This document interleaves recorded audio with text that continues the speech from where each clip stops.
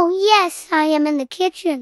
আজকে আয়াজকে নিয়ে চলে আসলাম রান্নাঘরে চা বানানোর জন্য। আর ভাবলাম যে ওকেও শিখিয়ে দিই কিভাবে চা বানাতে হয়, তাহলে হয়তো কয়েকদিন পর ও আমাকে চা বানিয়ে খাওয়াবে। এরকম হলে কত ভালো হতো, তাই না? আয়াজ যদি আমাকে চা বানিয়ে খাওয়াতো। আসসালামু আলাইকুম সবাইকে। সবাই কেমন আছেন? আশা করি সবাই অনেক ভালো আছেন।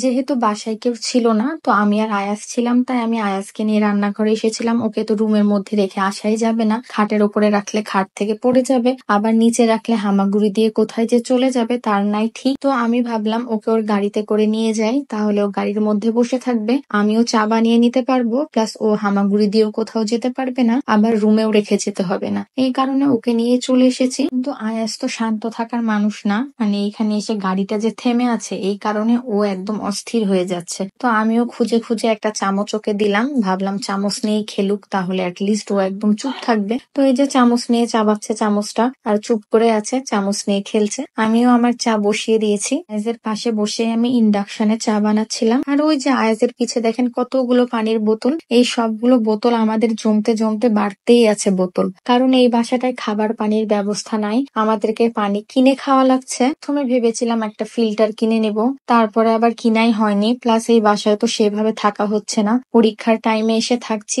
আবার দেখা যায় পরীক্ষার ছুটি দিলে দিনাজপুর যাচ্ছি, ঢাকা যাচ্ছি, আবার কখনো আমার আম্মুর ওখানে থাকছি, এই কারণে আর ফিল্টারটাও কিনা হয়নি। যাই হোক, এইদিকে আয়াজকে বসিয়ে রেখে আমার চা বানানো তো হয়ে গেছে, এখন আমি চা নিয়ে রুমে চলে যাব। আমি চা কাপে ঢেলে নিচ্ছিলাম, আয়াজকে বসিয়ে রেখে ভালোই হয়েছে, ও আমাকে একদমই জ্বালায়নি, ও চামচ নিয়ে পুরো টাইম খেলছিল। রান্নাঘরে যেহেতু অনেক কম আসে আয়াজ, তার কারণে রান্নাঘরে আসলে ও এদিকে ওইদিকে তাকিয়ে থাকে, মানে অচেনা জায়গা হলে যে এরকম তাকায় আর কি, দেখতে থাকে যে আশেপাশে কি, প্লাস আমি কি করছি, অন্য মানুষ কি করছে, এগুলোই দেখতে থাকে ও। আজকে আয়াজ বিকাল বেলা ওর দাদির সাথে মুক্ত মঞ্চে ঘুরতে গেছিল, আর সেইখান থেকে আসার সময় নিয়ে এসেছে ঝিরিমিলি বেলুনটা। মানে ওর ইদানিং এই বেলুনের প্রতি এতই বেশি আকর্ষণ হয়েছে, এইটা দেখলেই ওর কিনা লাগবে।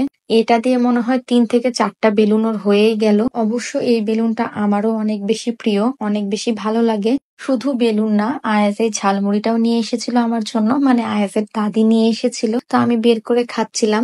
আগে তো আমরা কাগজে ঝালমুড়ি খেতাম, এখন আবার এইভাবে ওয়ান টাইমের মগে করে দিচ্ছে, অবশ্য দেখতে কিন্তু খুব সুন্দর লাগছিল। আর আয়াজ এই যে আসার পর থেকে ওর বেলুনটাকে ছাড়ছে না, ওর বেলুনটা নিয়েই থাকছে।